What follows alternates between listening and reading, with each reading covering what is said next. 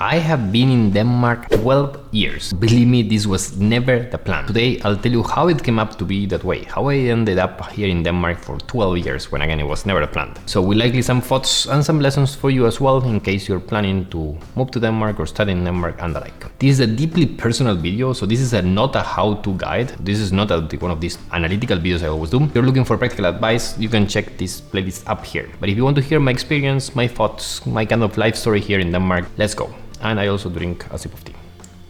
First, the early years. So I came to Denmark from Argentina in mid-2010 to study in CBS, so in the Copenhagen Business School. If you're curious about my experience in CBS, there's gonna be a link to a video over here where I go through my experience in CBS. I didn't want to necessarily come to Denmark. I wanted to move to Europe, and specifically I wanted to go to Vienna. So after doing the GMAT and all the paperwork and all these type of things, CBS was the only, let's say, top university I could apply and be enrolled in 2010 itself. So for Austria, for Switzerland, and my other preferred options, I would have to start in 2011. My life goal back then literally was like, oh, I want to move to Europe, like ASP. Then it's like, okay, CBS it is. Now the other ones are later, okay, let's do CBS. Just as a context, right? So I had done my Erasmus or exchange in Vienna, in Austria back in 2008, and I was like, so fun. I was so incredible experience. I was like, okay, that's it, I want to move back here. And anyone who has been in Erasmus might understand why. So Copenhagen it was. So it was hard to settle. As you might imagine, it was almost impossible to find a place back then. And I lived in a hostel near Vesterbotorp and then moved with 3 roommates, like from the hostel, that we became friends. And I lived as cheaply as you can live. And school, at the end, again, CBS was so much fun. I made a lot of friends, including now my dear wife, we studied together. And I joined multiple student activities like ISEC, the choir, and the entrepreneurship club, and so on. And the following spring, I even joined Maersk as a student assistant, so breaking my vow to never work in corporate, but why not, right? So, and I can tell you, the first couple of years in Denmark, life was good. I knew it was kind of this fantasy world, so by mid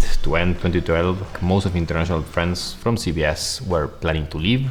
Like they're moving back home, getting a job in another third country and so on. But I thought like, okay, I want to stay in Europe. I'm having a good time here. And my default was, okay, I'll stay in Denmark because life is good. And otherwise I didn't really have any connection to other places in Europe. Again, I'm from South America. I'm not from Spain or Italy, even though, similarities in those places. But then it got tricky. And this is when we entered the tougher years. I decided then, I was like, okay, after I'm done with my studies, I'm gonna go for a full-time career job in Denmark. In Maersk as a student, I got an offer for a full-time one. And then, unluckily you could say, I got hiring freezed in the last minute. So I was gonna receive the offer. The next day, they announced a hiring freeze and say, hey Mario, sorry, good luck. Just bad timing. And then fast forward, I found a job in a fitness startup and joined that. It was a cool experience, or the ambitions were pretty cool, but it just didn't work out. The founder was the most hardworking and ambitious Dane I likely met, and he expected me to be as focused and ambitious and work like crazy for his company as he did, which all cool from that, but there was a misalignment of expectations. Like he asked me to work on the weekends 3 or 4 times in a row, to work almost every year, and I was like, okay, this is not for me. I told him my limits, my ambitions, and then he said, okay, let's not continue working together.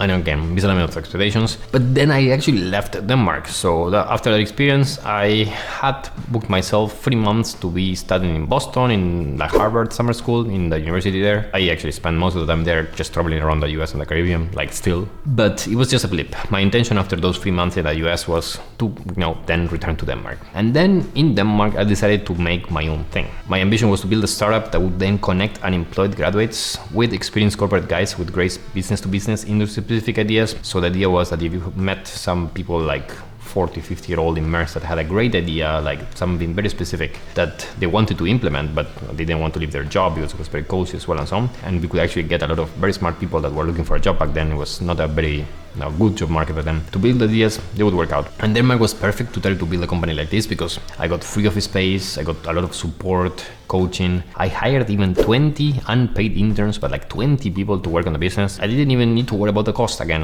People were unpaid. CBS offered the office space for free. And I even, as a CBS graduate, I got the, let's say, unemployment insurance, the ICASE, we done that over here, which paid my bills and my basis while I tried to build a business. So long I fulfilled certain requirements, applying for jobs as well and so on, which I was also trying to do. But it didn't work out. So the business bombed from almost day one. I made a ton of mistakes as an experience as I was trying to build something humongous so fast. But in the last months of this experience, I started to look for a job in Denmark and abroad. I really almost left Denmark at the time. I think it's probably the closest time I have been to actually live in Denmark for good. I had interviews in Ireland, in Switzerland, like flying to those places as well for the final rounds. I applied for jobs in China, also got pretty advanced on that. But nothing really synced or nothing really worked. I got second place for a lot of jobs and multiple times, and it was really hard, but like, okay, whatever, didn't work out. But even then, if I wouldn't have my girlfriend or like my wife back then, I bet I would have landed everywhere. Again, she's not Danish, but like she was already here, she's from Estonia. I was like, all right,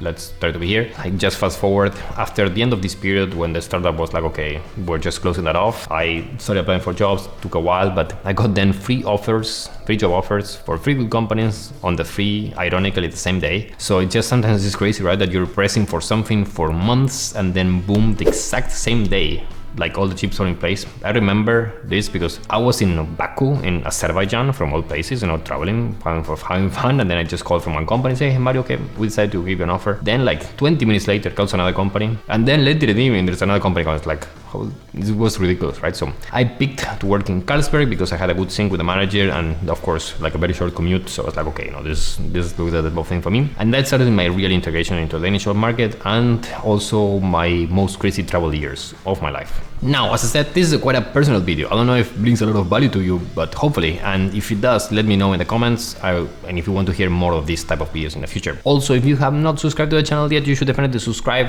There's a lot of good practical advice videos on this channel as well that go a little more into depth on how you can make your most of your life in Denmark and like live a most happy and productive life as well, beyond the Denmark specifics. Next up were my world travel years. Although what I said was in around 2014, yeah, it's a while back, but hey, I then said like, okay, I'm now gonna be using the perks of living in Denmark to travel the world. So in Denmark, you get a high salary, relatively speaking, a lot of holidays, a central location, like globally, like geographically speaking. With all that, I say, okay, I'm gonna use these opportunities to just put the foot on the pedal and travel a lot. I had this ambition to travel to 100 countries before I got 30. No problem getting there. So I went to 16 new countries in 2014, 18 new countries in 2015, including places in Africa and Asia, like crazy stories. I think like to be able to do that while at the same time progressing my career, it was something that likely you can only do in Denmark or another country with like a relaxed work culture, high salaries, and a lot of holidays.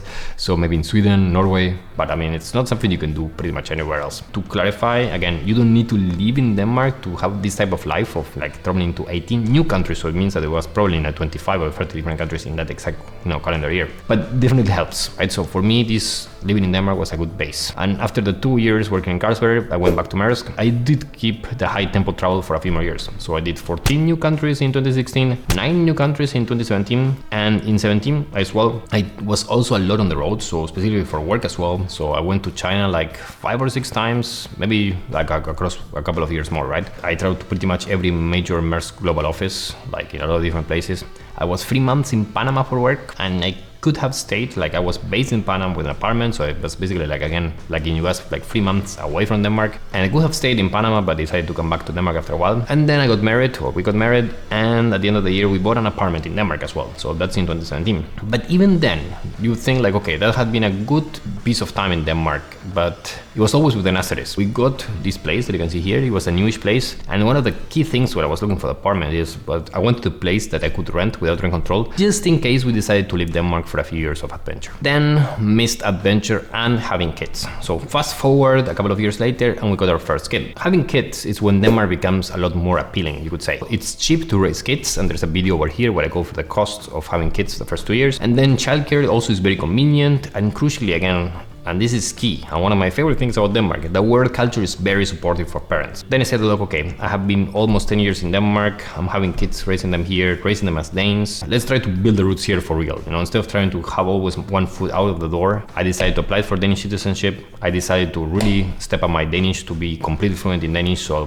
that I can cross off all the list as well. I started to think also long term, which before, again, it was not the case. But even then, I still expected, and I still expect now, to do some kind of adventure, because it's not a given I will be here forever. I had the opportunity with Maersk, again, to explore the world. I got to sign up to a company-to-company exchange. So I was going to live in London, working in HSBC, and then in Singapore or Amsterdam, working for another company, again for a 6-month period, and then coming back to Maersk. But of course, just for a heads up, the day I was supposed to start this was in the middle of March of 2020. 6 months in one company and 6 months in another. And the family would tag along because, again, the baby was very small, my wife was on leave, so okay, it doesn't mean we would work out. But then, of course, this happened, as I said, in March 2020, and I had all my bags packed, my apartment in London lined up, the flights were 2 days away, and then, of course, what happened in 2020 March? COVID, lockdowns, and everything just got cancelled. All of a sudden, I was like, all right, I remember I had that goodbye with all my colleagues as well and so on, and all of a sudden, the next day, I'm like, okay, sorry guys, I didn't leave, and like back to square one. If there was a real time I was gonna leave Denmark, even if it was just for a year,